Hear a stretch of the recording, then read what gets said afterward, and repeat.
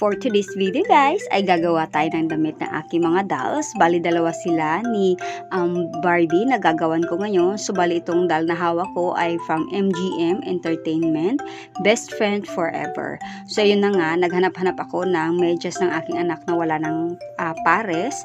So ito na nga ang aking gagawing top sa aking mga dolls. So yun guys, bakit nga kaya yung mga kapares ng mga socks natin palaging nawawala? So kinakain kayo ng washing? Kinakain ng kamay, kinakain ng drawer, ewan, basta, di ba, palagi nawawala. Ba't kaya? Cherries. So, ito na nga, guys. Gumawa na nga ako ng tube ng ating mga dolls. So, bali, pinakalikod nito, ayun yung tinahi ko. So, bali, yung magiging likod ng ating crop top na tube. And ito na nga ay kinakat ko na rin yung ating palda ng ating dolls. So, nag-decide ako na yung pinakalikod, ayun yung tatahiin ko. So, yun din yung pinakalikod ng ating manika. And after na nga ng pagkatahi ko nito guys, ay itinry ko nga sa aking doll if okay na ba siya, if maganda na ba siya tingnan. And hindi ako nagandahan kaya kinat ko siya.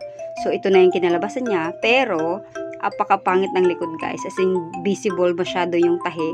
So ayun, nag-decide nga ako na bumili ng sinulid na white kasi nga itim yung nagamit ko.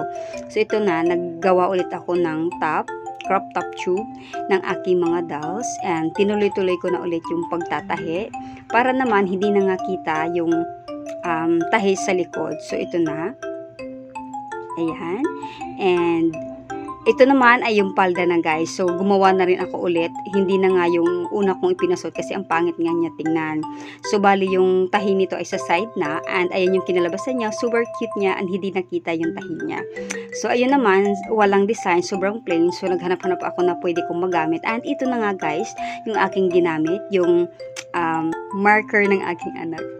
Kinuha ko sa bag niya pero ayun na nga, hindi naman magagalit yun, love ako na So, ito na nga, ito nang ginamit ko, pampaikot-ikot doon sa mga side and sa top din. And, ayun nga guys, wag nyo pala akong gayahin na kasi ito, kinulayan ko siya nang nakasuot sa aking doll. So, wag nyong gayahin to ha, kasi mahirap tanggalin guys if na lagyan yung katawan ng ating doll. Hindi siya agad-agad natatanggal. And, buti na lang itong marker na to ay water-based, so madali nga lang siyang matanggal. And ito na nga yung final look guys. 'Di ba? Sobrang cute niya and ito pa nga yung iba. 'Di ba? Sobrang cute niya. Ito naman si Barbie, purple naman ang ginamit ko sa kanya. And ito pa yung other picture. Super cute. And kasama na nga dito yung aking baby alive din na talking. So ito naman ako. Ito ang inyong mananahi. So, ayun lang guys. Thank you so much for watching and bye-bye for now.